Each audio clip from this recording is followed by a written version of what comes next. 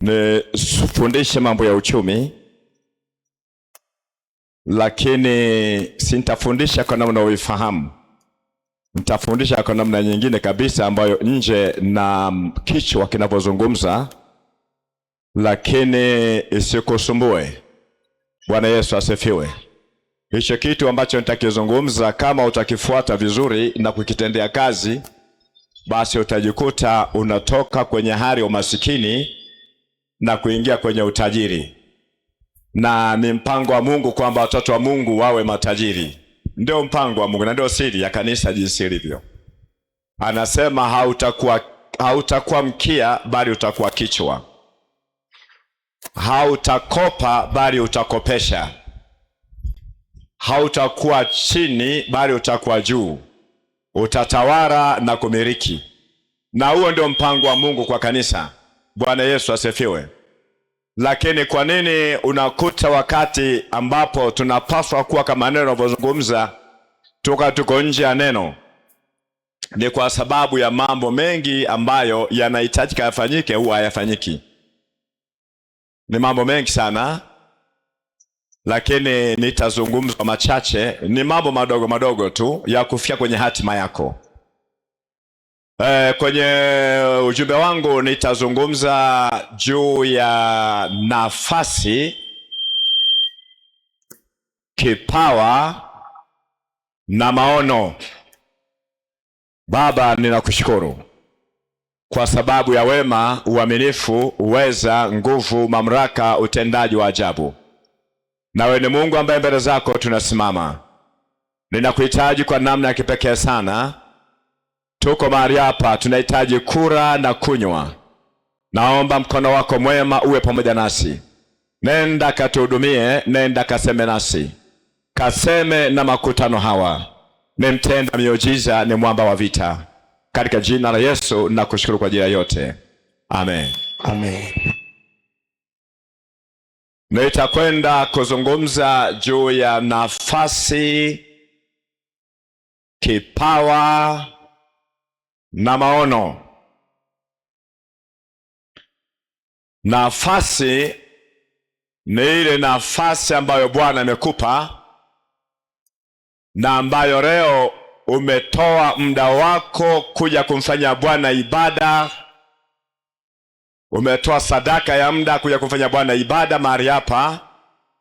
Umeona ushiriki kwenye kongamano hili ni kwa sababu ya nafasi yako ulionayo mbele za Mungu ambayo Bwana amekupatia, na nafasi hiyo ulionayo ndio inakwenda kufanya maamuzi ya maisha yako, endapo nafasi yako utaitumia vizuri ambayo Bwana amekupatia.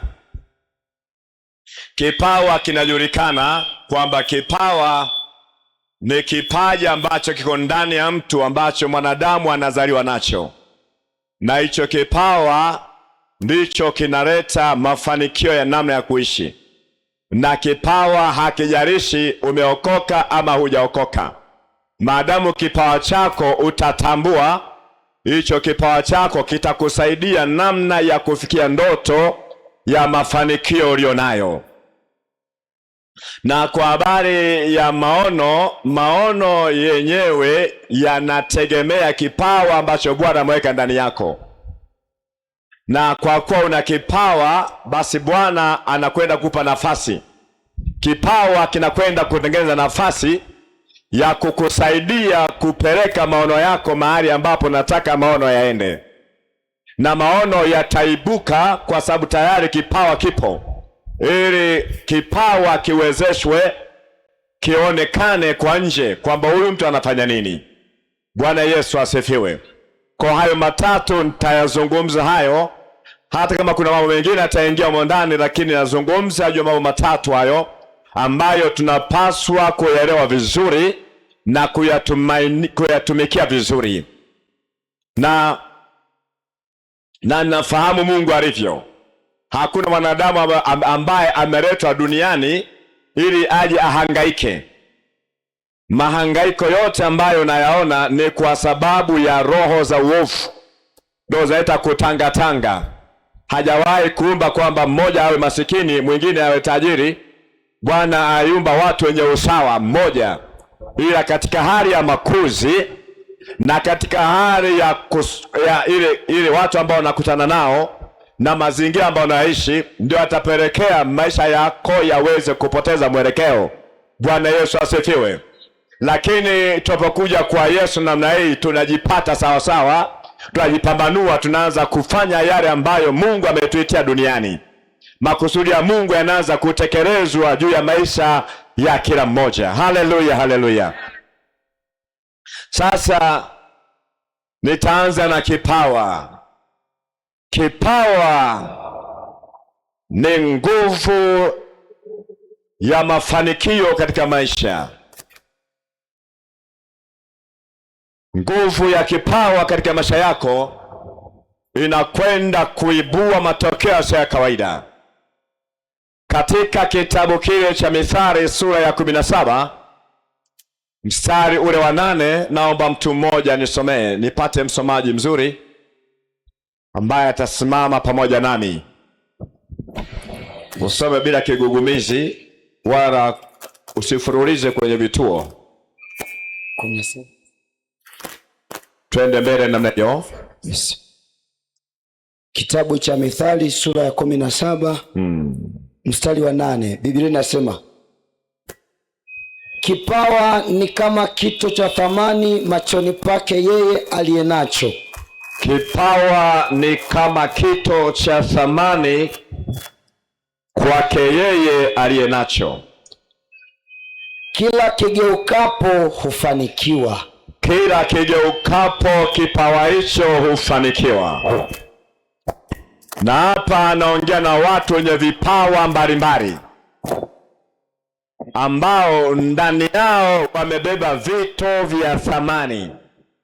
Unapozungumza kwa habari ya vito vya thamani, unazungumza kwa habari ya almasi. Hivyo ndio vito vyako vinakuwa vimepambwa kwenye mwili wako, vito vya dhahabu, vito vya zumaridi, vya tanzanite. Bwana Yesu asifiwe. Kwa hiyo ukisoma kwenye Biblia kwenye kitabu cha Ufunuo juu ya Yerusalemu mpya, unaambiwa misingi yake imejengwa kwa vito 12, kila msingi na kito chake cha thamani. Na tunaambiwa kipawa chenyewe ni kama kito cha thamani ambacho kiko ndani ya mtu, ambacho kila kinapogeuka kinaleta mafanikio. Bwana Yesu asifiwe.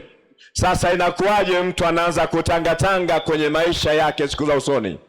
Ni kwamba katika mazazi ya mwanadamu anapozaliwa, inatokea wakati fulani anapozaliwa, ulimwengu wa kipepo una uwezo wa kuangalia kwamba aliyezaliwa ni nani. Mtoto anayetembea hapa ni nani? Mtoto anayesoma kwenye shule hii ni nani?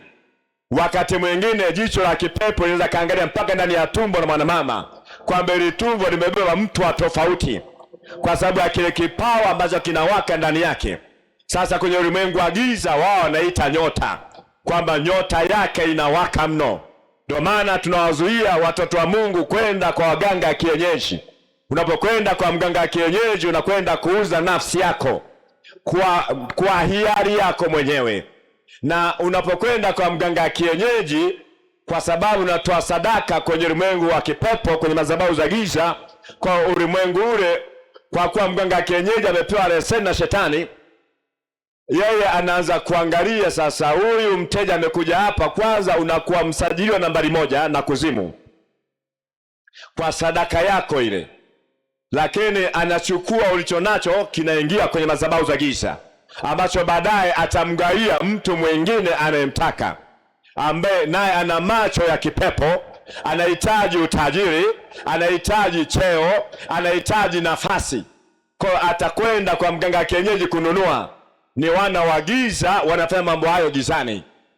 Bwana Yesu asifiwe. Lakini haitoshi kujiuza wewe binafsi. Unapokwenda wewe, akiangalia nyuma yako, una watoto wawili, una watoto watatu, anaweza kaona mtoto wako wa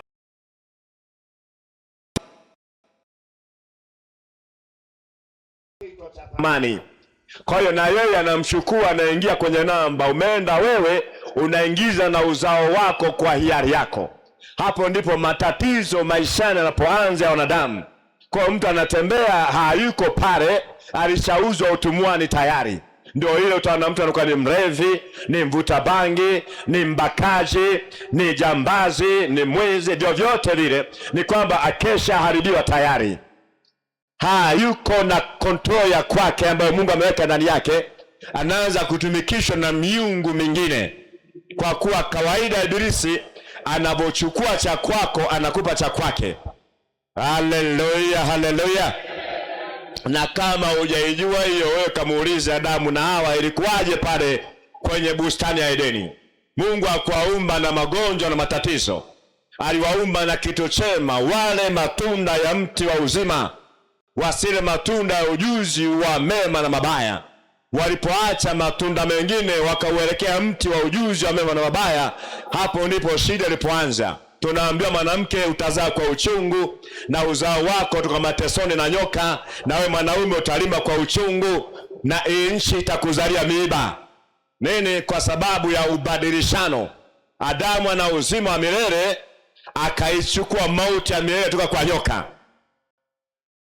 Na leo hii tuko mahali hapa tunao uzima wa milele. Tunapoendea watu ambao hawajakombolewa, tunawauzia uzima wa milele, tunaiondoa mauti ya milele ya maisha yao. Bwana Yesu asifiwe. Nazungumza habari ya kipawa. Kipawa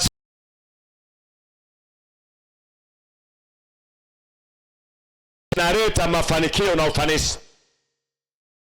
Naongea na watu wenye vipawa.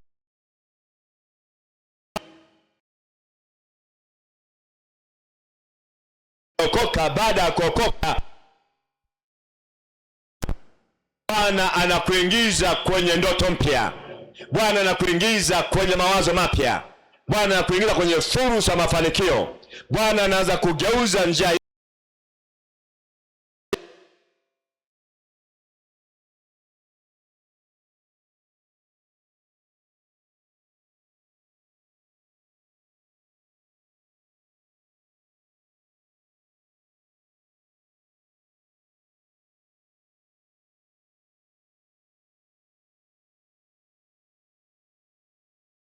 fanya kwa kwenda mbele, na utaona Mungu akigeuza maisha yako. Haleluya, haleluya. Bila kujali ni mazingira gani ambayo unayapitia, lakini maadamu umekombolewa kwa damu ya Yesu, hiyo nafasi Bwana amekupatia. Unapoingia kwenye ndoa, tayari kipawa chako kitakusaidia kuimiliki ndoa na kuiongoza ndoa katika hali ya ubora. Na ndio maana ni ngumu sana, ni jambo la kushangaza pia kuona ndoa ya mtu aliyeokoka inavunjika. Inakuwaje? Na huwa na kipawa cha mafanikio ndani yake. Maana yake kile kikegoi kwenye ndoa kinafanikiwa. Kwenye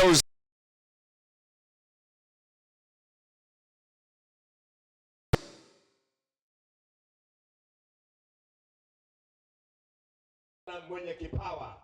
Naongea na wenye vipawa. Haleluya. Miaka 10 maongezeko kwenye mguso. Mimi ni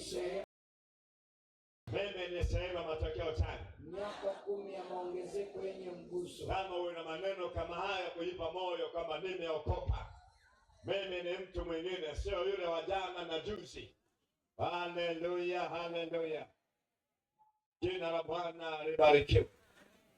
Kipawa kitakutenganisha na wengine. Wewe ulivyo ni wa kipekee sana. Wote ni wanadamu, tuko sawa, lakini kipawa chako kinakutenganisha na wengine, kwamba wewe ni wa hivi, na kipawa chako watatamani sana kukitumia kwa njia nzuri ama kwa njia mbaya. Kwa njia mbaya kinaweza kikatumika endapo hujajitambua wewe ni nani. Kinakuja kuibiwa, kinakwenda kufanya kwenye ulimwengu wa giza. Kwa njia nzuri watakuja kusalimu amri kwamba tunahitaji ulichonacho, tusaidie. Bwana Yesu asifiwe. Farao anamwambia Yusufu, siwezi kukaa na mtu kama wewe gerezani. Hebu niambie kwa habari ya ndoto ambayo nimeiota. Nimesikia kwamba wewe unayo majawabu. Mtu yuko gerezani, kipawa chake kikazikwa, kikafukiwa, kikagaragara. Ameokoka. Yesu anaye akasimama akisubiri wakati. bila ya maana uhitaji kulialia. Lazima jitambue, mimi nina Yesu ndani ya moyo wangu ambaye ana uwezo wa kubadilisha hali niliyo nayo, mwenye uwezo kunipeleka kwenye nchi ya hali, nchi ya mafanikio, nchi yenye baraka tele kujaa maziwa na asali. Bwana Yesu asifiwe. Farao akamwambia, nimepata taarifa kwamba wewe una kitu cha tofauti, waweza kunieleza ndoto zangu ambazo wachawi na waganga na wenye hekima katika Misri yote wameshindwa.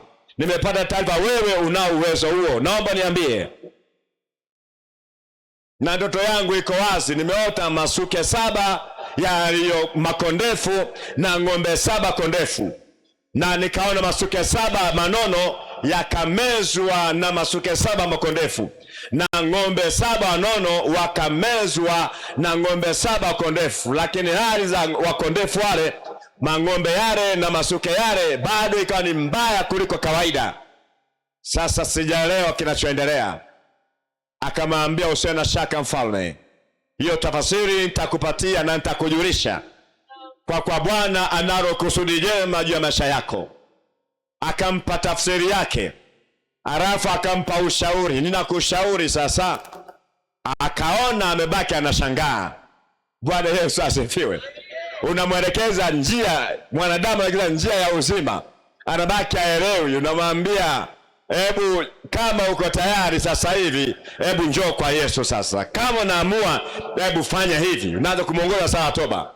Kwa akamshauri, ninakushauri tafuta mtu mwenye hekima na akili katika utawala wako, umkabidhi dhamana akusanye chakula hicho kwa miaka 7. Farao anaongea namna ile, akatikisa kichwa chake akisema, Yusufu mwanangu, habari yako uliyozungumza ni ya kweli, na unapoongea moyo wangu na waka ndani, moyo wangu nalipuka ndani, na hii habari ni hakika, wala hakuna uongo aina yoyote. Na kwa habari ya ushauri wako kwamba nitafute mtu, sijamuona mtu aina yoyote, ila nimekuona wewe, kwa kuona Roho wa Mungu ndani yako, na kukabidhi dhamana hii. Amen. Haleluya, haleluya. Amen, amen. Huna haja ya kujitetea kwenye safari yako ya wokovu, kwamba napigwa vita. Hakuna atakaye kupiga vita, Yesu naye. Wewe simama, tumikia kipawa chako. Fanya kazi ya Mungu kwenda mbele bila hiya huku unafanya kazi na utaona matokeo ya kawaida. Uko wewe mwenyewe toka pembe ya mwisho ya kanisa, toka pembe ya mwisho ya mtaa wako unaoishi, kwamba yuko mwanamke mmoja, yuko mwanaume mmoja, yuko kijana mmoja anaweza katatua tatizo hili. Haleluya, haleluya. Nazungumza kwa habari ya kipawa kinavyotenganisha mtu na watu. Utakuwa kipekee mno. Bwana amekupa hiyo, ni mtaji wako, ni dhamana yako, ni utajiri wako, ni mafanikio yako. Kipawa hicho kitumikie vizuri, kitengeneze, usijichanganye na dhambi, usijichafue. Leo umetenda dhambi, kesho umerudi kanisani. Leo umezini, kesho umebaka, kesho yani kila aina uharibifu. Hayo mambo unajichelewesha, hautafika kokote. Mafanikio ya kimungu yana masharti. Kama utaona mtu ni mzinzi alafu anatajirika, ujiulize mara 2 mara 3, ana siri gani? Kwa sababu uzinzi ni moja ya kafara pia. Labda utajiuliza kwa nini anatajirika.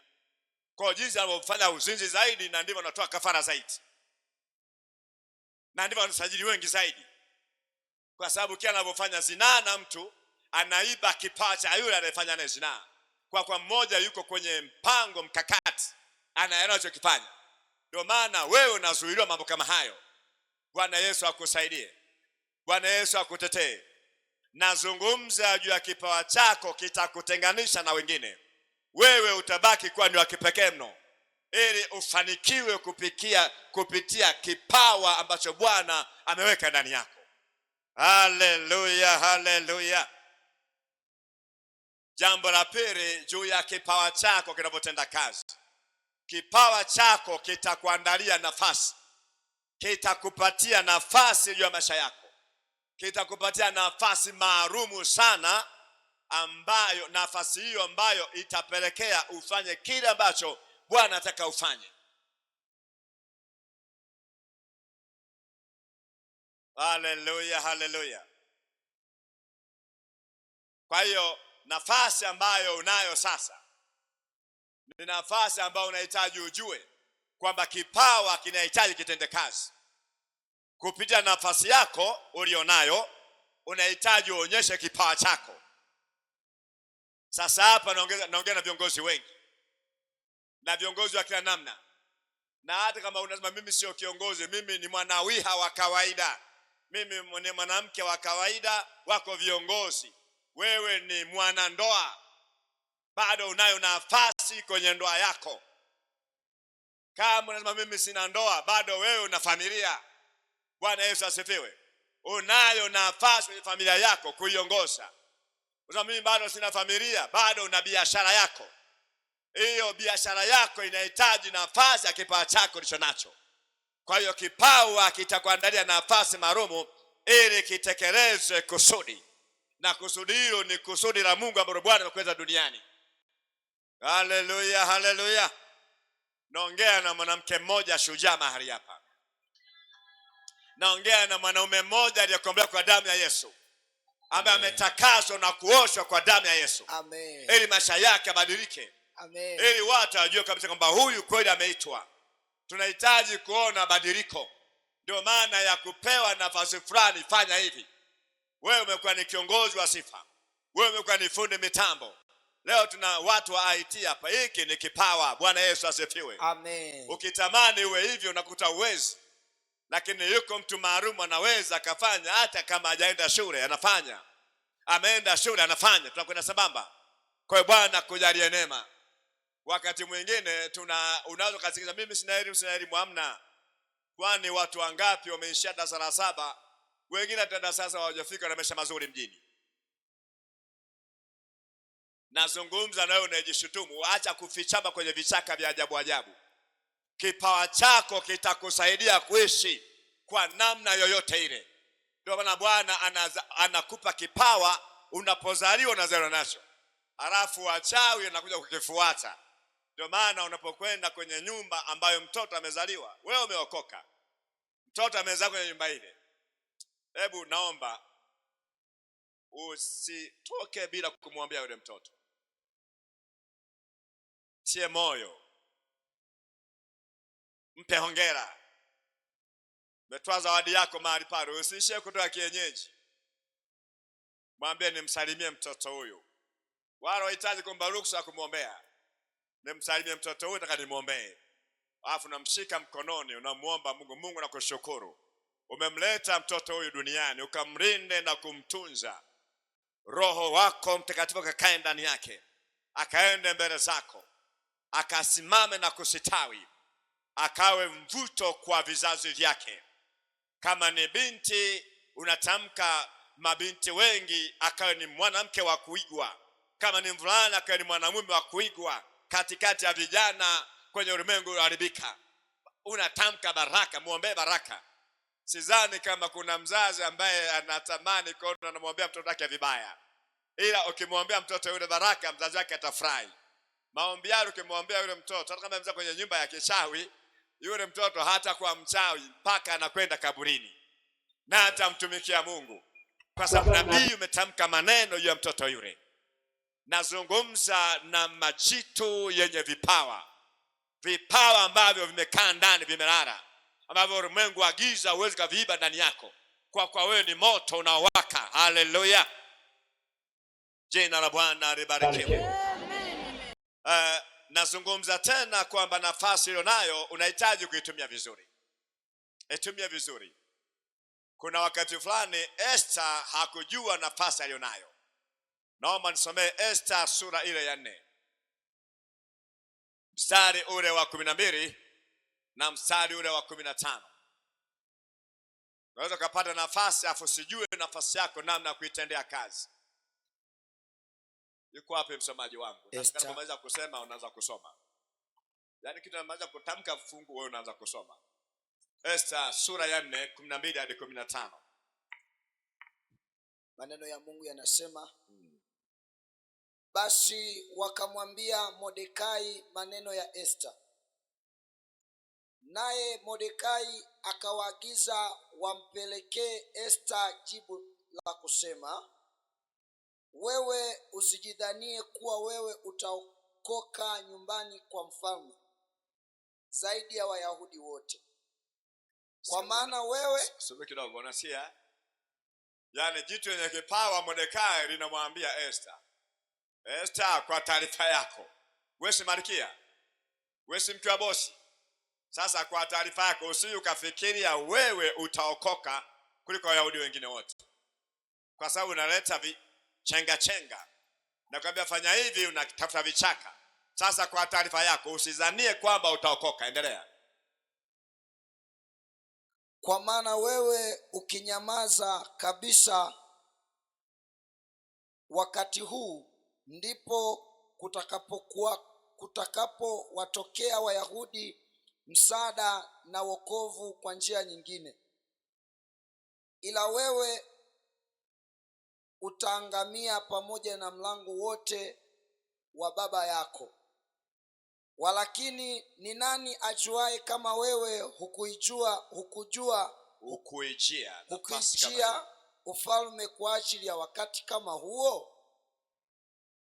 Basi Esta akawatuma ili wamjibu Mordekai. Basi ishia hapo.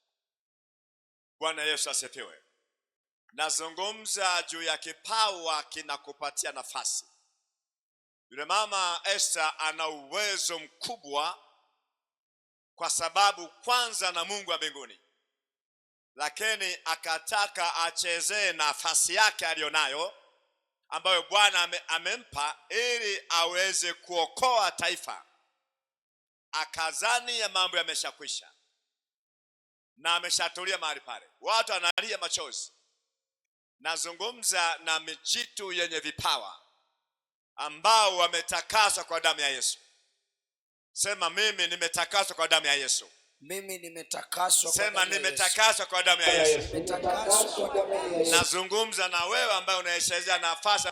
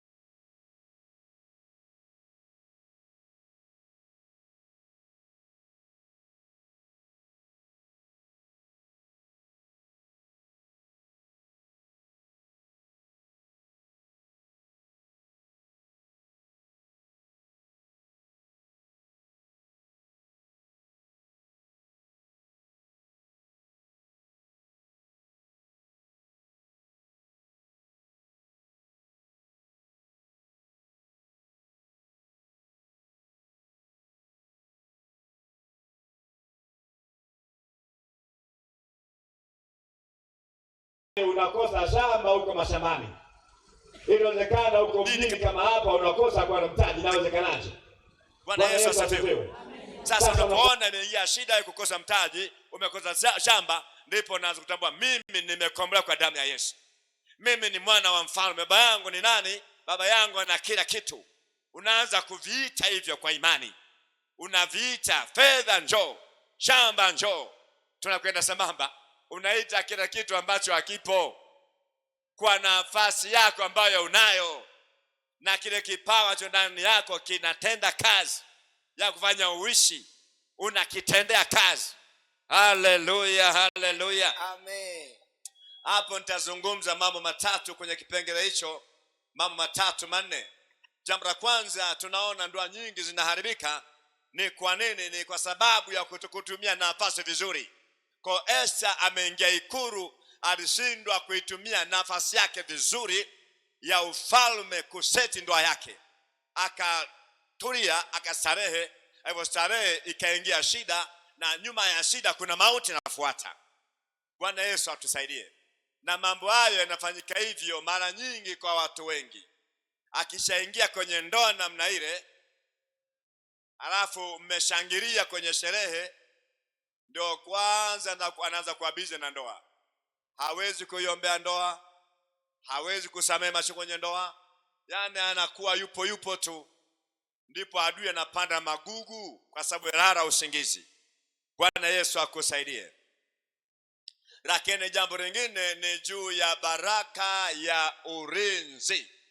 Ulinzi kwa njia ya malezi, kwamba unapoingia, yani unapopata nafasi sasa ya kuwa baba au kuwa mama, ni nafasi yako sasa kuwa mlezi bora. Kuna kitu amekizungumza hapa katibu wa kanda kwamba dunia imeshaharibika sana sasa hivi. Usifurahie mtoto wako anapoolewa ovyo ovyo au anapooa ovyo ovyo. Unahitaji usikitike na anza kumuita huko atoke huko aje. Bwana Yesu asifiwe. Kama kuna watu ana mkakati wa kuteka mateka kizazi kilichokombolewa, sasa unahitaji kuwa na mkakati ulio bora, ulio mzuri. Najua tutajifunza kwenye somo la malezi ya ndoa, lakini naomba usibweteke, usijisahau. Bwana Yesu asifiwe.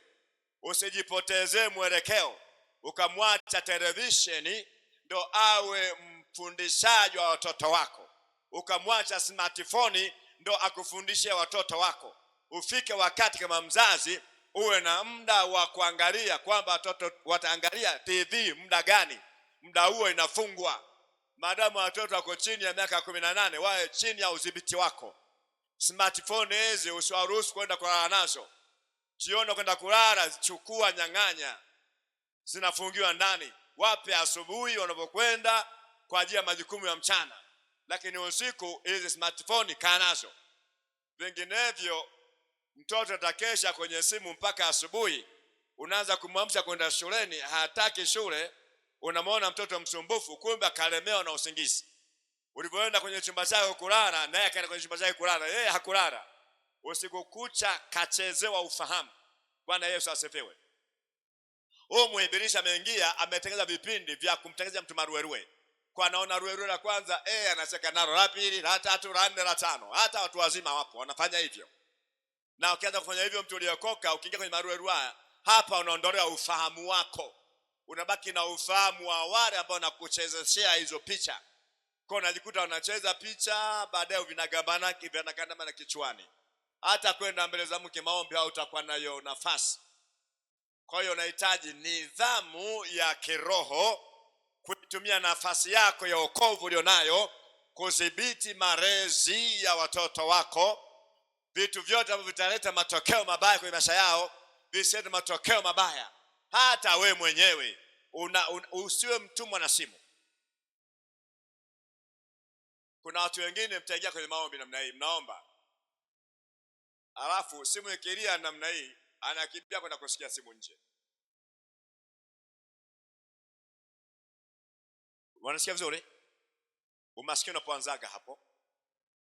Umaskini unapoingiaga hapo.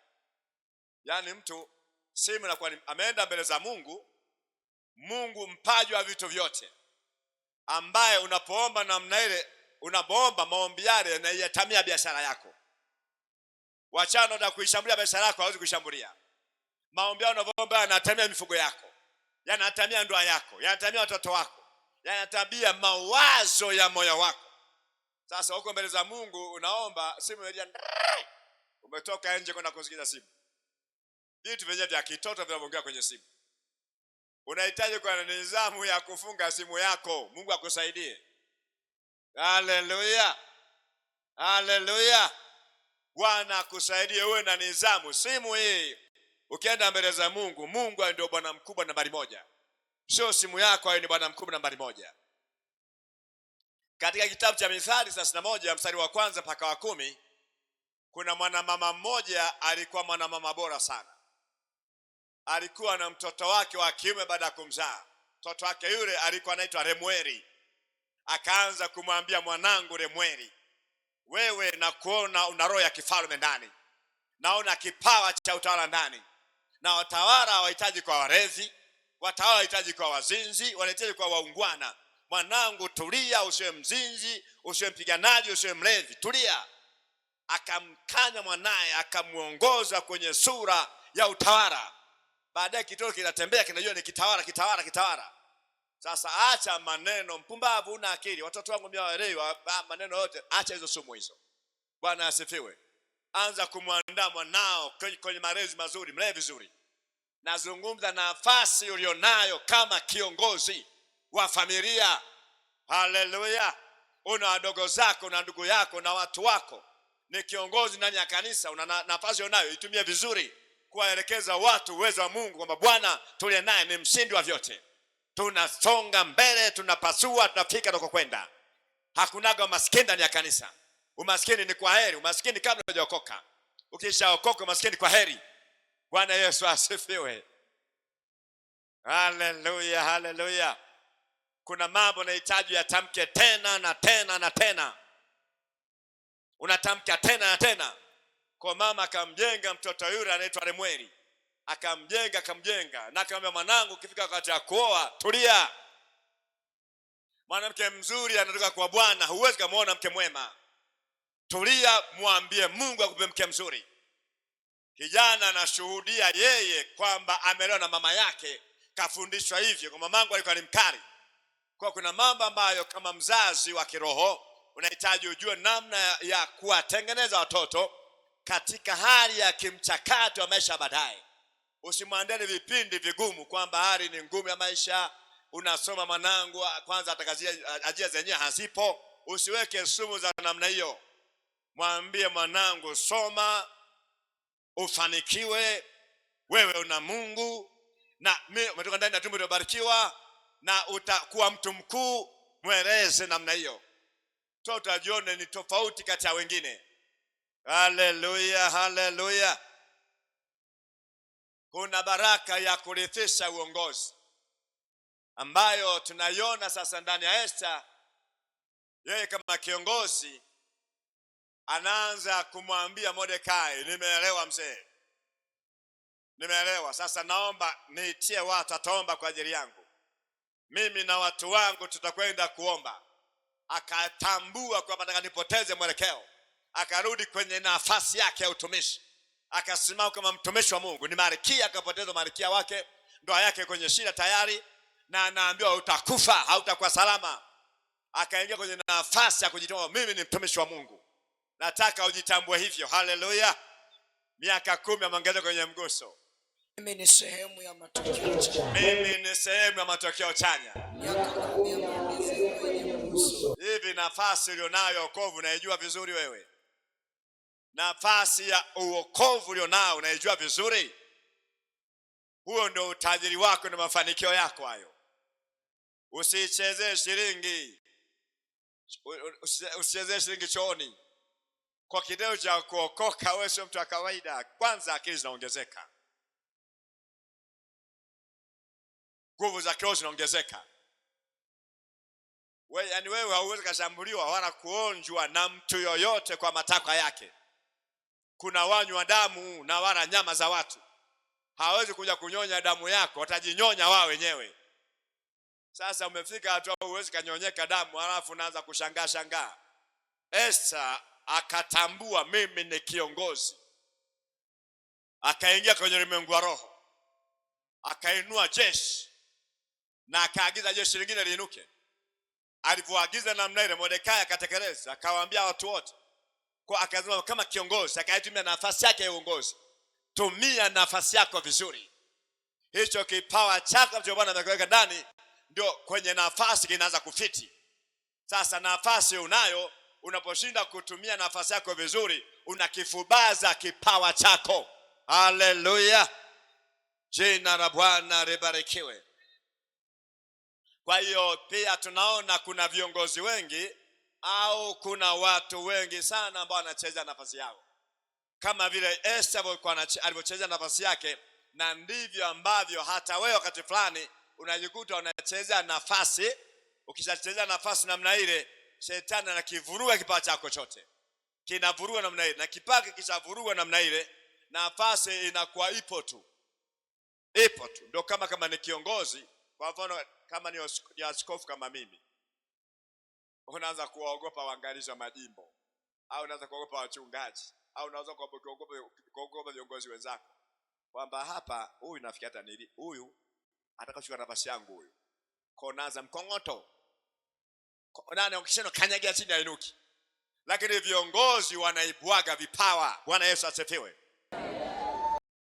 Kiongozi akitambua kama yule na kipawa yule kule, anamwambia wewe njoo fanya kazi hii. Wewe njoo fanya kazi hii. Wewe njoo fanya kazi hii. Unakuta yeye ana kawaida kuona mambo mengi zaidi, kwamba ndani ya huyu kuna nini kinachoendelea. Bwana Yesu asifiwe. Atanisaidia hapa. Kama hujajua, kamuulize mtu mmoja anaitwa Sauli, Mfalme Sauli. Alipogundua Daudi kanakwenda kuinuka namna ile, akakanyagia vibaya mno. Lazima nitakabamiza ukutani kweli kweli. Naomba usiwe na roho namna hiyo. Mungu akusaidie. Hiyo roho usiwe nayo hiyo. Kazi ya kiongozi, hebu simama kwenye nafasi yako. Kipawa chako ni cha kipekee sana, na kinakutengeneza nafasi. Kwa nafasi ambayo unakomeipata hiyo ni kwa sababu ya kipawa cha Bwana ameweka ndani yako.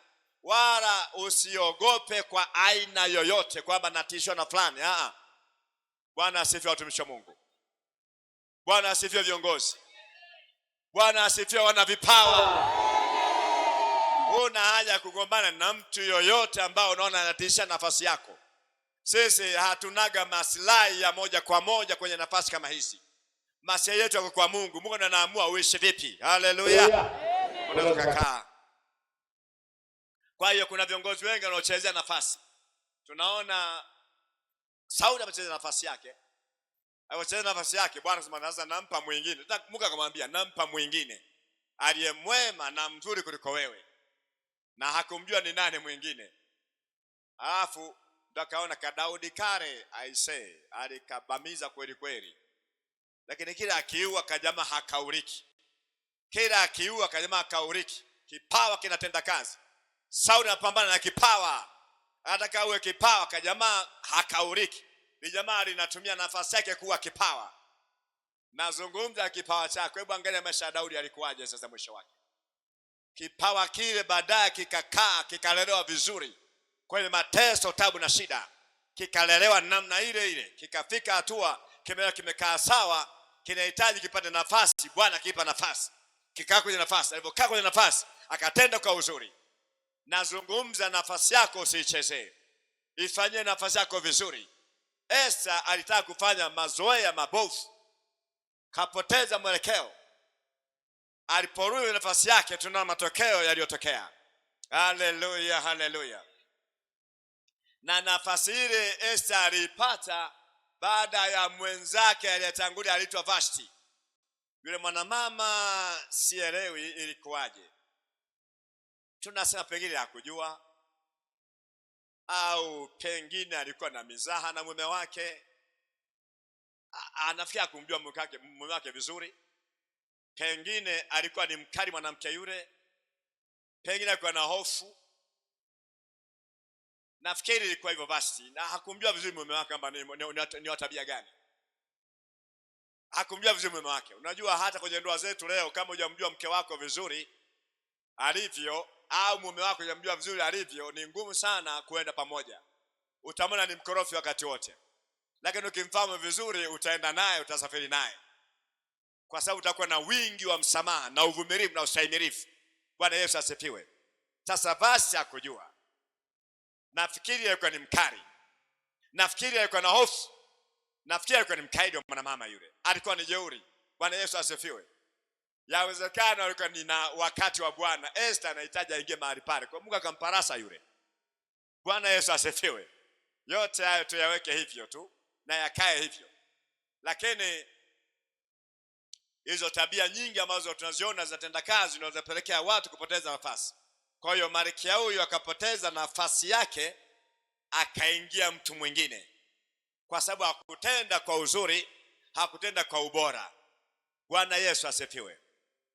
Napozungumza juu mafanikio yako hayatafika mahali ya kwenda mbele endapo nafasi ya muda wako unaitumia vibaya.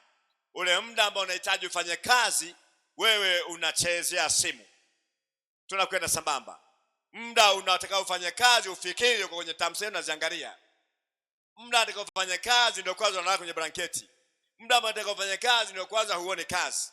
Wewe maisha ya matatizo yatakuwa sehemu yako.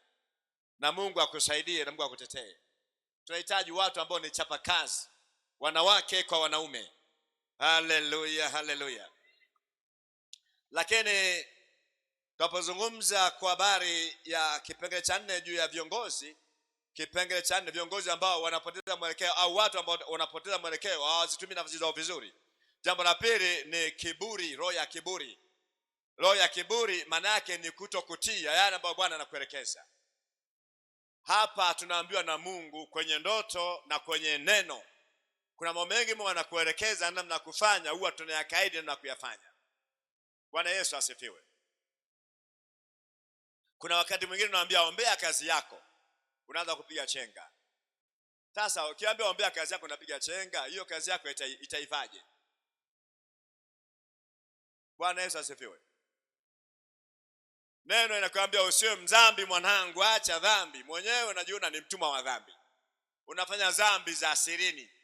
Hakuna anayeona. Hapo makanisa hili haona macho, yani hata mchungaji hajaona, yani hata nabii yule hajaona, hata yani nimetaka waombaji kwenyewe nimeingia kuomba hajaona. Unajiona uko salama.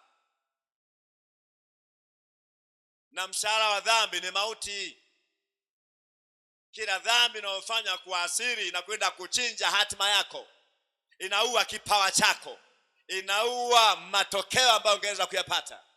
Alafu najifariji kwenye dhambi kwa kitambo. Dhambi sio biashara mwanangu. Dhambi ni mateso, dhambi ni utumwa. Mbingu inasema mshahara wa dhambi ni mauti. Kwa dhambi unapoifanya ya aina yoyote, usisubiri utaambiwa umefanya dhambi. Usisubiri kutengwa. Kuna mshirika mmoja aliniacha hoi.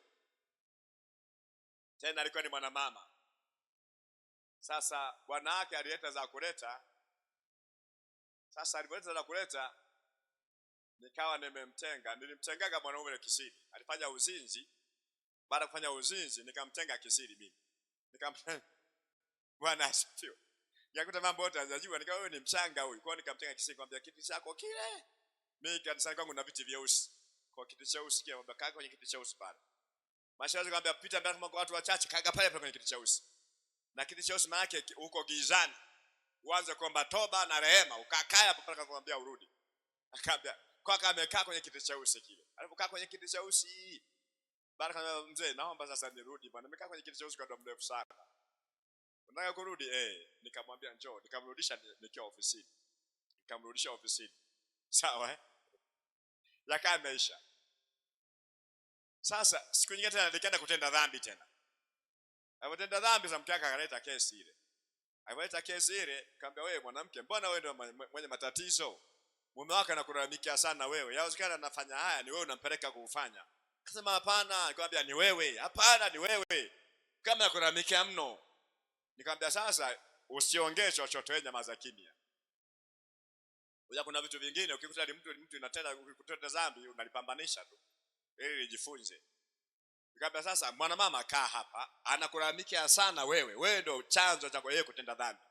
Mimi sina kesi, na kesi lazima tulimalizana naye. Sasa ananiambia inakuta ni kesi nyingine.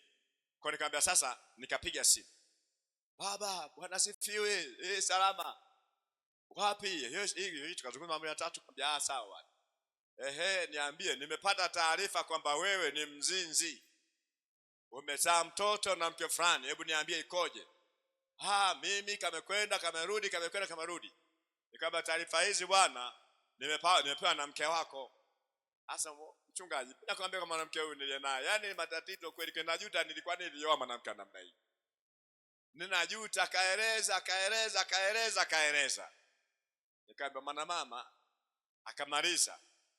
Kwa nikamwambia uje. Akasema nakuja. Nikamwambia uje kesho saa fulani. Akasema nakuja. Kama mwana mama umesikia? Ningekwambia mimi mdomoni mwangu singejua. Sasa unaona? Kwa kama anatenda dhambi hizi wewe ndio umempeleka afanye hivyo.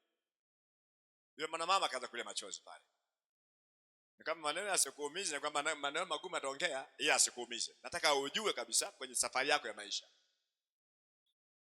Sasa yule bwana kesho yake akatoa uzuri akatoroka. Nikamngoja tu. Sisi wachungaji tunako na uvumilivu. Sina haraka mimi. Najua niko nimekaa tu na usubiri mpira wa kona unakuja. Ikapita wiki 2 tukakutana naye. Tuko yeye, mwanamke yule na mchungaji wake na mimi na mshirika wangu.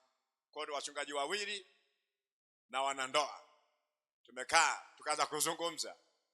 Sasa mwisho nikamwambia sasa baada kuzungumza sasa kuna vitu viwili hapa. Kwanza kuna kujitenga na imani. Alikatali meza moto. Nikamwambia kuna vitu viwili, kuna kujitenga na imani afu kuna ndoa yako. Ni kwetu alikatalia mimi hapo naogopa nitakutenga kanisani. Lakini kwa habari ya ndoa yako nafikiri itakuwaje? Kwa ni bora ukubali ili ombe msamaha mbele yetu kwa mke wako hapa. Ndoa yako ipate kwa salama, watoto wako ipate kwa salama. Kanisani ukitengwa hakuna shida, baadaye utamwomba Mungu atakusaidia. Ndio likaelewa. Ni kweli nilifanya dhambi na kadhalika. Basi mimi nikaa nimemsimamisha kanisani. Baada kumsimamisha kanisani akaanza kunung'unia kwa mke wake. Mke wake akamwambia mchungaji, ameniambia umemrudisha. Usimrudishe mchungaji. Akae huko nje kwanza akomaa amezidi huyu. Sasa nakuuliza wewe, unafurahia mume wako akitengwa amekaa nje ya kanisa au akikaa ndani ya kanisa? Bora kipi? Jamani. Anakuumiza sana mume wako. Ni mkorofi, ni mjeuri, mkaidi. Sasa kanisa inamshikisha nidhamu. Wewe unaona bora kipi? Ashikishe nidhamu akae nje au akae ndani ya kanisa? Akae ndani ya kanisa. Wanasema akae ndani ya kanisa, tusimame. Kwamba naomba mimi hata kama mume wangu ni msumbufu akae ndani ya kanisa. Naomba tusimame. Simameni sasa. Haya. Kwa sasa waliokaa chini wamegoma kwamba akae nje ya kanisa. Wameelewa vizuri, ndio maana amekaa. Kwa waliosimama sema mume wangu akae ndani ya kanisa wako wachache. Akaenda kanisa wako wachache kwamba ndio ametenda dhambi lakini akae ndani ya kanisa. Si ndio hivyo?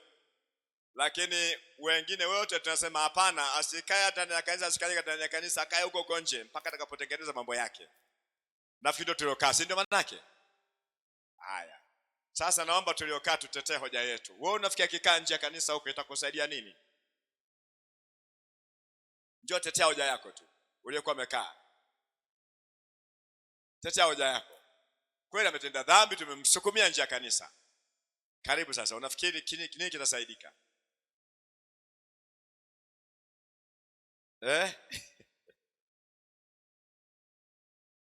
Moyo huru tu. Tunashukuru wachungaji wetu hapa wanapata somo hapa. Akikaa nje ya kanisa atajutia dhambi zake kama alikuwa ameokoka kweli. Lakini akiwahi kurudi kabla hajajutia, atarudia dhambi ile aliyokuwa ameifanya mwanzo. Haya. Wachungaji wanasikiliza hapa bwana. Haya tunaosema akae ndani ya kanisa tutetee hoja yetu. Kwamba kweli ametenda dhambi, ametengwa lakini hawepo ndani ya kanisa. Tutetee hoja yetu. Mpe mic tena. Tuko tumesimama.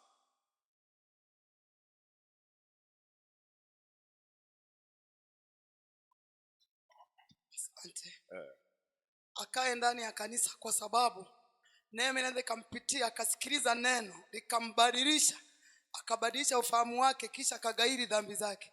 Akikaa huko nje inawezekana anaweza kakata tamaa akaenda hiyo na tena akaendelea na kutenda dhambi tena na tena. Ndio hatari sasa. Kwa yani mambo ya wachungaji, mtajua kama wachungaji mtakapofanyaga huko mbele ya safari. Kwa hiyo mshirika kitenda dhambi ukimsokomea nje, utakuta mwanandoa mmoja atafurahi, atafurahi sana. Mume wangu amekaa nje, akikaa nje huko anajua atashika adabu. Lakini mwingine akwambia akikaa ndani ndo atashika adabu. Kwa kila mmoja ametetea hoja yake hapa. Bwana, kwa kweli mwanamama alipiga simu. Anapiga simu za mchungaji, usimrudishe. Sasa ukimrudisha huyo atazidi. Kwa akae huko nje. Mimi nikamuuliza mwanamama, sasa wewe unaniambia mimi nisimrudishe, lakini je, akikaa huko nje unafikiri itakusaidia nini? Wewe unafikiri itakusaidia nini? Itakuongezea nini? Kwa sababu kuna hatari nyingine pia, ukimsukumia nje kabisa, kuna hatari kwenda kutembea sasa na kuona mwingine na mwingine. Unafikiri itakusaidia nini? Akisema kwa sababu mimi sitaki kabisa, ameniza kupita kiasi. Kaambia sasa unahitaji umsamehe mume wako. Bwana Yesu atusaidie. Sizungumzi masuala ya taratibu za kanisa hapa. Nazungumza juu ya dhambi ambavyo inaua, kwamba inakura. Unapofanya dhambi kwa siri, usitegemee kutakuwa na amani. Ndoa yako itaingia kwenye shida tayari.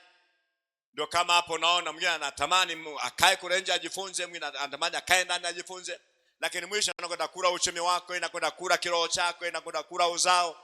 Kwa sababu dhambi ile inapotenda kazi, unapofanya dhambi ukiwa ndani ya nyumba ya Mungu, unatengeneza kizazi chako kufanya matokeo kama hayo. Bwana Yesu asifiwe. Kama hujaijua utamuuliza Daudi, amefanya mistake ya kutembea na mke wa mtu anaitwa Uria, jemadari wake Uria. Alafu akuishia kutembea naye tu akaamua kumuua kabisa Uria. Baada kuna Uria haelewi, amekuwa na upumbavu mwingi. Ataka mpambanisha kwenye kesi, mfalme wa salama haelewi, akampambanisha akaamua kumnyonga ile mbali. Kwa akafanya dhambi mbili, ya kuua na kuzini. Zile dhambi zikamtokea puani. Akamwambia, ulichokifanya Daudi utavuna mara 4. Baada ya kusamehewa, kaomba msamaha. Baada ya kuomba msamaha, umeomba msamaha, ndio Bwana amekusamehe, lakini matokeo haya ya dhambi uliyoifanya utakwenda kuvuna mara 4. Tunakwenda sambamba. Yeye alitembea na mke wa mtu, watoto wake wakaanza kutamaniana. Kaka akabaka dada. Haikuishia hapo. Yeye alitembea na mke wa mtu, aliua kaka mtu, akaua mdogo wake. Haikuishia hapo. Yeye alitembea na mke wa mtu akaua, alafu akafika hatua akapinduliwa kwenye utawala wake. Akapinduliwa. Baada ya kumpindua na anakimbia, analia, anaomboleza. Lakini Daudi alitambua, haya nanipata ni kwa sababu ya dhambi yangu. Watoto wake wameharibiwa, yani wawili wamebakana tayari. Alafu mmoja kaua, mwingine kapindua.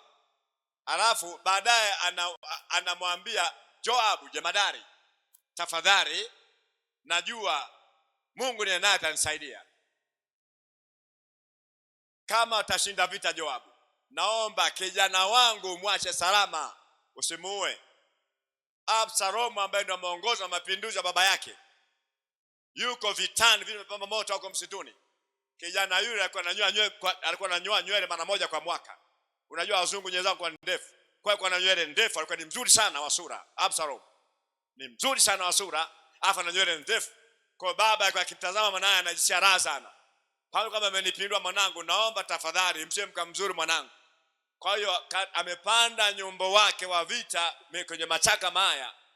Vita imepamba moto, anapotoroka majeshi ya Joabu namna ile, basi kichwa chake kikanasa nywele, akabaki nyumba kaenda vile, akabaki ananing'inia katikati ya anga. Biblia inasema mbingu na nchi, katikati ya anga ananing'inia namna ile, anaelea. Sasa wakaona majemadari wenye hofu ya Mungu, wakaona akumuua, akamwacha. Kabaki bwana Absalomu anahitaji msaada. Jeshi yake limepigwa. Joabu akapata taarifa, akamwambia upumbavu, kwani usimuue? Kama tamuaje mtoto wa bosi? Akamwambia upumbavu, yuko wapi? Twendeni. Akaenda. Alipomwona pale akamuulia mtabishaji yule, "Ua, alafu twende mbele. Peleka taarifa Absalomu, tumeshinda vita na Absalomu amekufa." Mara 4. Kwa kila dhambi ambayo unaitenda kama kiongozi au kama mtumishi, umefanya kwa siri, hiyo dhambi inakwenda kuvuna mara 4. Na Bwana akusaidie. Unafanya dhambi leo unasema hawaoni, hawajui. Alafu natubu mume kwa mume. Wachungaji wako hapa. Ni kwa ajili ya kufanya matengenezo. Unashinda kumtumia mchungaji wako. Eti unaona aibu kwa sababu mchungaji anakuamini. Nenda mwambie baba nimezini. Mwambie baba mimi ni mzinzi. Bwana Yesu asifiwe. Nasi Bwana pepo na tamaa aje kuombea kusaidie. Ndio kazi ya wachungaji wameweka hapa. Hajawekwa kwa ajili ya mapambo na kuanza kuwasema vibaya. Hawa wachungaji wamewekwa ili wawasaidie. Wana mambo matatu ya kushughulika wachungaji kwenye maisha yako. Jambo la kwanza kulisha neno la Mungu madhabahuni. Jambo la pili akuombee. Jambo la tatu akushauri. Ndio kazi ya mchungaji, akuchungi nyumbani kwako na kwenda huku sokoni na kwenda huku. Sokoni linakuchunga neno ambalo umeliachaje maisha yako. Kwa hiyo roho yake inakwenda na wewe sokoni, inakwenda na wewe kwenye biashara unaposafiri kote huko na kwenda huko. Linakwenda ile neno la madhabahu na kwenda nao. Hilo ndio likae na moyo wako kwamba Mungu ameniambia hiki nikifanya nitaingiliwa. Kwa hiyo baba yangu akisikia itakuwaje? Unakuwa mwadilifu na muungwana. Bwana Yesu asifiwe. Haleluya. Nazungumza namna ya kufanikiwa kiungu. Kama uwe mtanashati, una nidhamu, uwe na uzuri, una ubora. Sasa huku mchungaji hayupo, ngoja nijifurahishe. Unajifurahisha kwenye dhambi. Wenda akina Yusufu alikimbia, aliogopa hata kupata fursa kwamba chukua milioni 20 hizi hapa. Ili tufanye haya. Anasema hapana. Sasa wewe unajichanganya kwenye dhambi yako. Mungu akusaidie. Na Bwana akutetee. Hiyo nafasi hiyo nayo haihitaji michanganyo.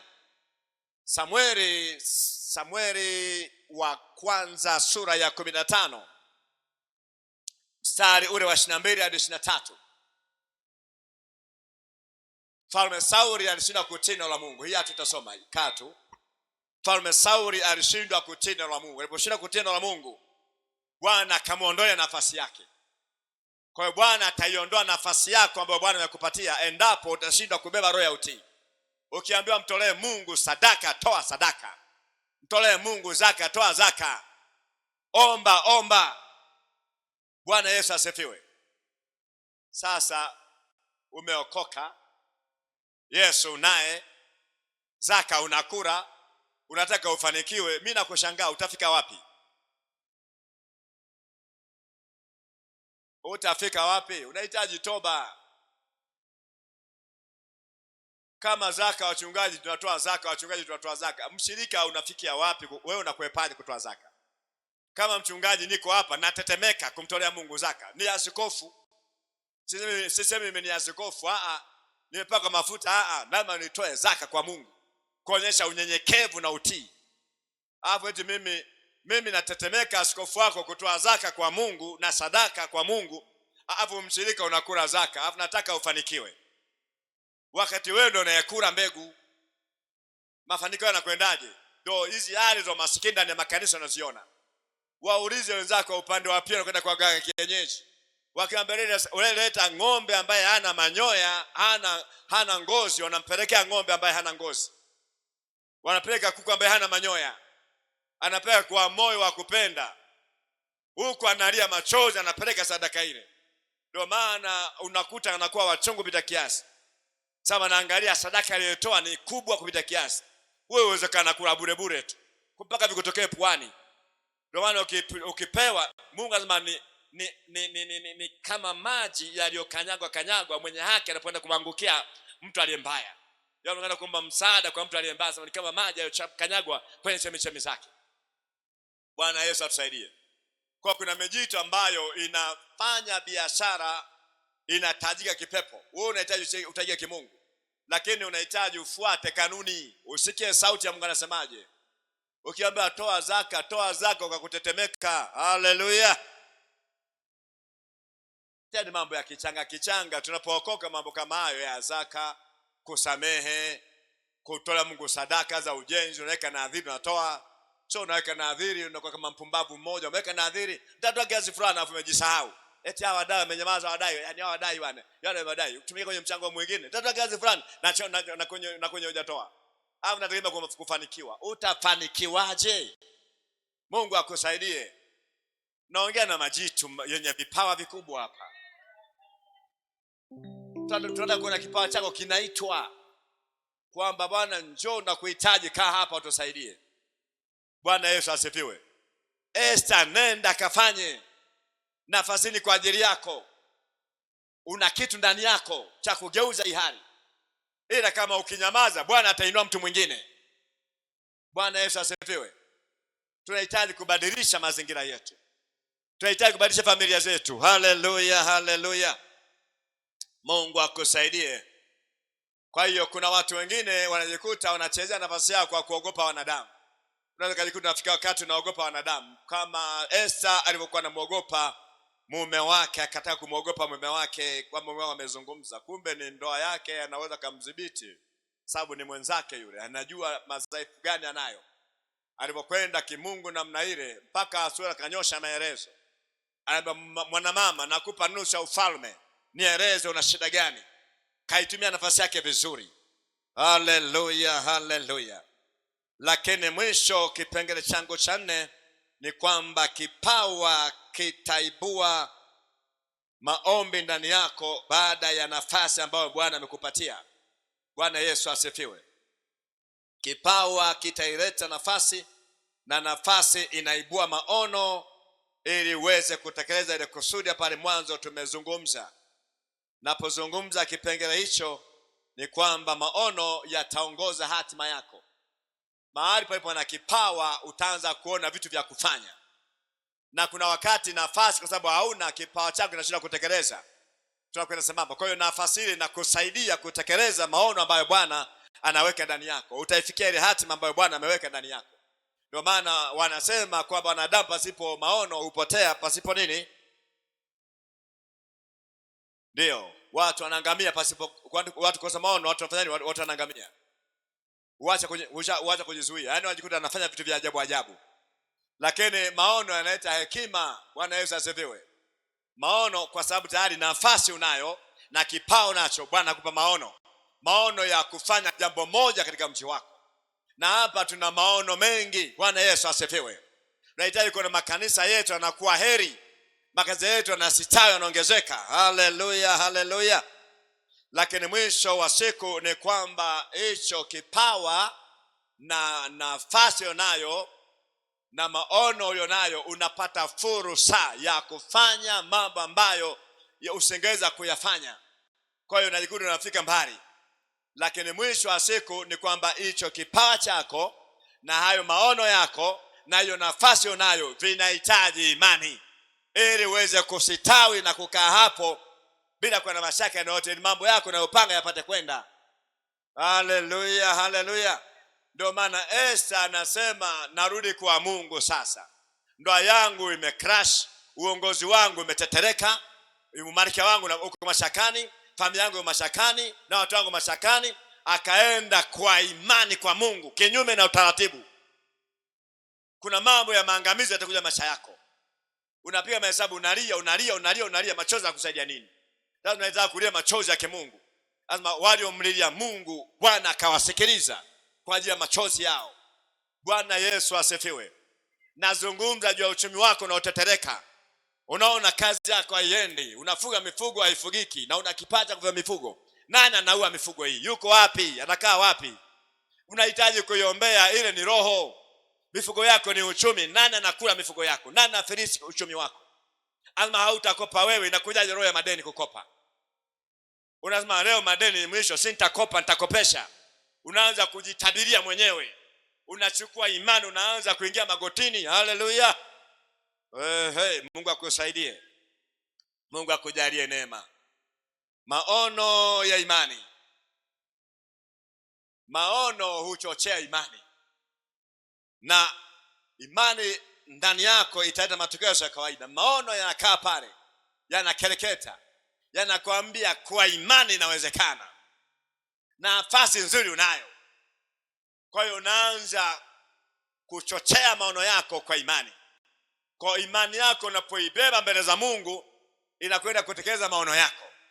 Hebu nitasoma kitabu cha mwisho, alafu twende tukamuombe Mungu anayeishi nyakati zote. Haleluya, haleluya. Kitabu kile cha Rumi sura ile ya 17.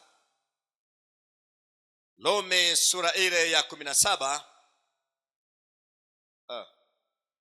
Samahani.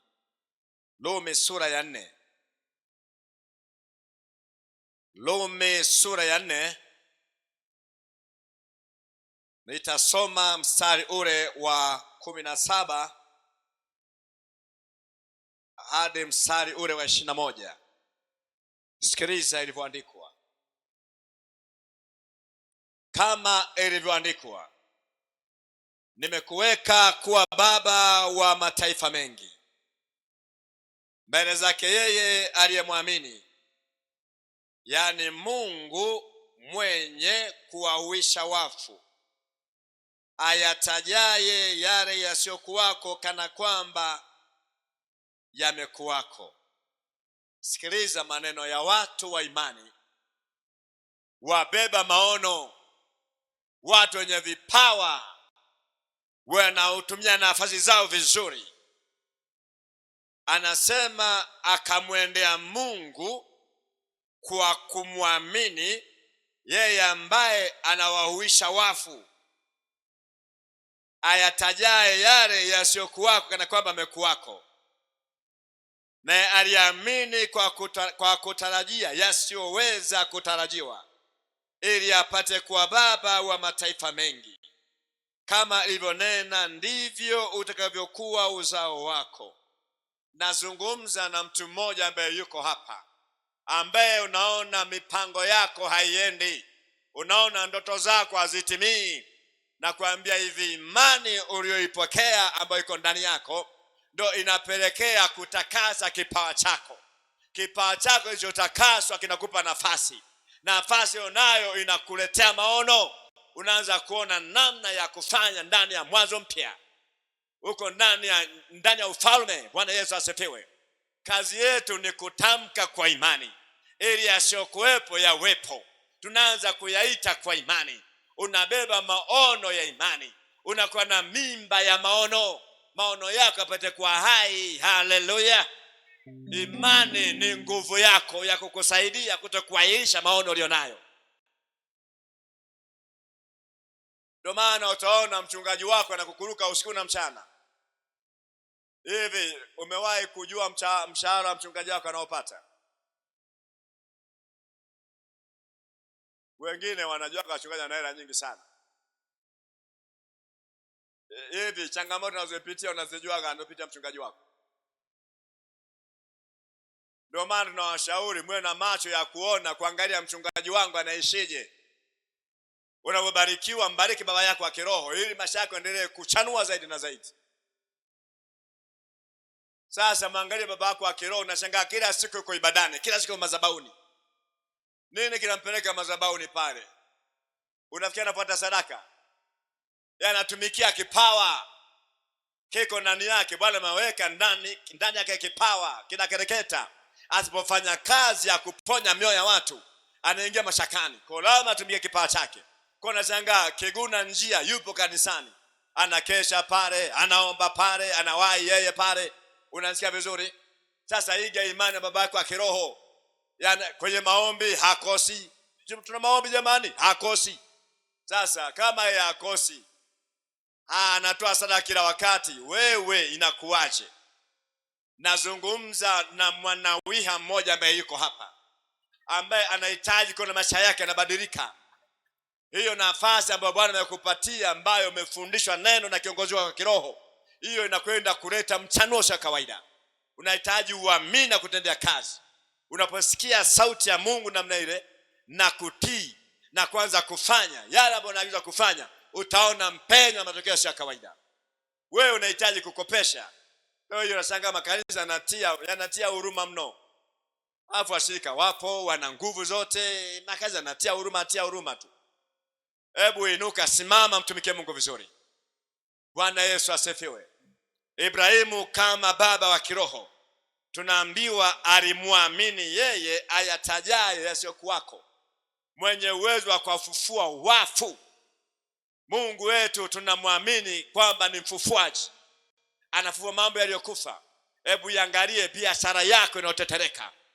Anasema kila ambacho mkono wako utagusa kitabarikiwa. Kwa nini ukigusa mambo hayaendi? Lazima uinuke kivingine, uamini kivingine, simama kivingine, chukua hatua za imani kwamba naanza kuombea mradi wangu sasa, naanza kuombea kanisa langu sasa, naanza kuombea uzao wangu sasa, naanza kuombea ndoa yangu sasa, naanza kuombea hatima yangu sasa. Bwana Yesu asifiwe. Haleluya. Na malizia mstari ule wa 18. 18 nasema naye aliamini kwa kutarajia yasiyoweza kutarajiwa, ili apate kuwa baba wa mataifa mengi, kama ilivyo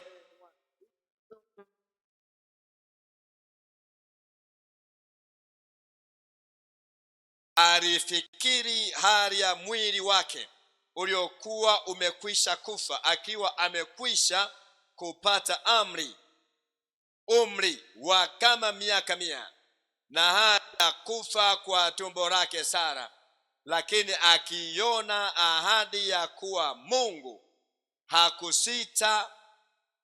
Naudia tena, lakini akiona ahadi ya Mungu hakusita kwa kutokuamini, bali alitiwa nguvu kwa imani, akimtukuza Mungu, huku akijua hakika ya kuwa Mungu aweza kufanya aliyoahidi. Hili neno hii Biblia hii hapa ni mafanikio.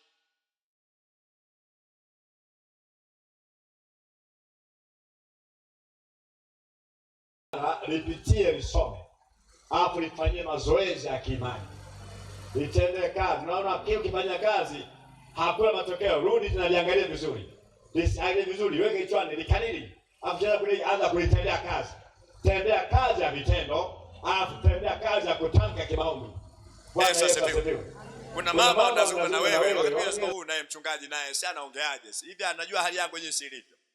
Mimi sihitaji kujua hali yako ilivyo, neno lenyewe ndio linakuelekeza hiyo hali ulionayo. Kama utaichezea nafasi ulionayo, itaendelea kukaa hiyo hali. Hilo unahitaji uchukue hatua za kimani ili ndoto yako ipate kutimizwa. Ndoto ni maono. Haleluya. Ili mambo ambayo Bwana ameahidi ya maisha yako yapate kutekelezeka. Kwa unahitaji uitumie nafasi yako vizuri ya wokovu ulionao, alafu anze kuita hali ambayo haipo ipate kuja. Tunaita kwa imani. Haleluya. Unajua sana alicheka. Hata wageni hao nayo wangeelewa kama mimi hapa ni mzee miaka 90, kweli napataje mtoto? Hivi wangekuwa wamesoma wageni hawa, wangejua tu kwamba mwanamke kwenye umri kama huo hawezi kupata mtoto. Bwana Yesu asifiwe. Bibi yangu, mama yangu yuko pale. Naomba uje mama. Wewe mwenyewe njoo hapa mama yangu. Wewe mwenyewe fanya nyeusi. Bwana asifiwe. Nataka uangalie hali ya Sara ilikuwaje. Kuna vitu vingine tukisoma maandiko bila vielelezo inakuwa ni ngumu sana kuelewa. Yule mwanamama alikuwa na miaka 90. Yule mwanamama alikuwa na miaka 90. Alafu naambia wewe unapokea mtoto. Ndio maana mwanamama akaanza kucheka kwamba nyinyi wageni mmekula chapati zangu, nyinyi furahini tu na chapati mlizokula. Mama alitengeneza chapati nzuri sana. Una miaka mingapi mama yangu? Una miaka mingapi? Hujui miaka yako mama yangu? Lakini mama hata miaka 80 hajafikisha huyo. Si ndio? Mtoto wako wa kwanza ana miaka mingapi? Hujui? Nani namfahamu mtoto wake wa kwanza baba huyu? Mama yetu hapa. Sasa huyu mama miaka 80 hajafika. Naona mama mwenye miaka 70 anyoshe mkono juu. Aha, njoo mama mwenye miaka 70, njoo tutoe mfano kwako. Wewe nenda mama. Mama yangu ana miaka 70 huyo hapa. Sasa yule Sarai ana miaka 90. Alafu wageni wanawaambia bwana tumekula chapati.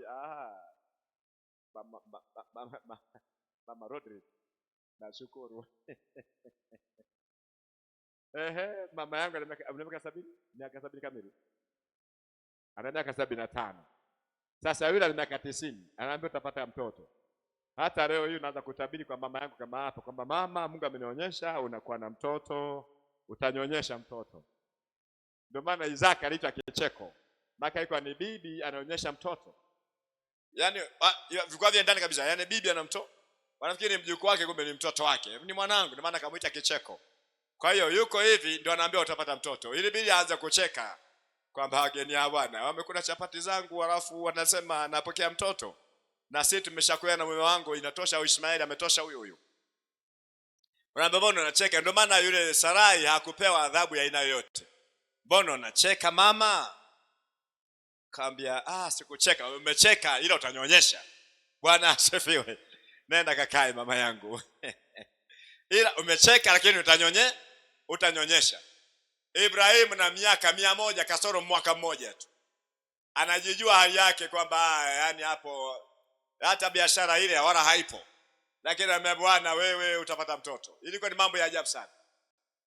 Nazungumza Mungu awahuishaye wafu. Ana uwezo wa kuisha jambo lako ambalo limekufa. Ndio maana Biblia inasema Ibrahimu aliamini yasiyoweza, yani aliamini ahadi ya Mungu, mambo ambayo hayatarajiki. Aliamini kwa kutarajia yasiyotarajika.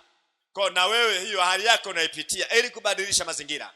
Unahitaji uamini kwamba Bwana anakwenda kufanya jambo. Kwa kuwa umeitwa na Bwana amekutakasa, una maono, una kipawa, una nafasi, unayo imani, Bwana anafanya jambo. Haleluya. Simama kwa miguu yako. Amen. Tunakwenda kumwomba Mungu wetu. Na Mungu wetu ni mwema nyakati zote. Na kama kuna hitaji lolote unalo, utapita mbele hapa tukwenda kuomba kwa ajili yako. Jina la Bwana libarikiwe. Kuna vitu vya ajabu sana ambavyo katika maisha yetu tunahitaji vile kwenye mazoezi ya kufanya. Maana kila wakati ukikuta unaelekezwa kama kwendaje, unakata tamaa, unavunja moyo. Usikubali kuvunjwa moyo. Wewe kaa kwenye neno. Tiwa imani na neno la Mungu. Simama, songa mbele, utaona mambo yanaenda. Sisi wachungaji tuna mambo mengi sana kwa ajili yenu. Hatuna nafasi ya kushuhudia kila jambo. Ila tukomba simama, angalia kiongozi wako wa kiroho simama na kutumikia Mungu. Kwa tunasimama, tunatumikia Mungu namna hiyo, tunasonga mbele, tunaona matokeo ya kimungu ni makubwa kupita kiasi. Haleluya, haleluya. Jina la Bwana libarikiwe. Samahani.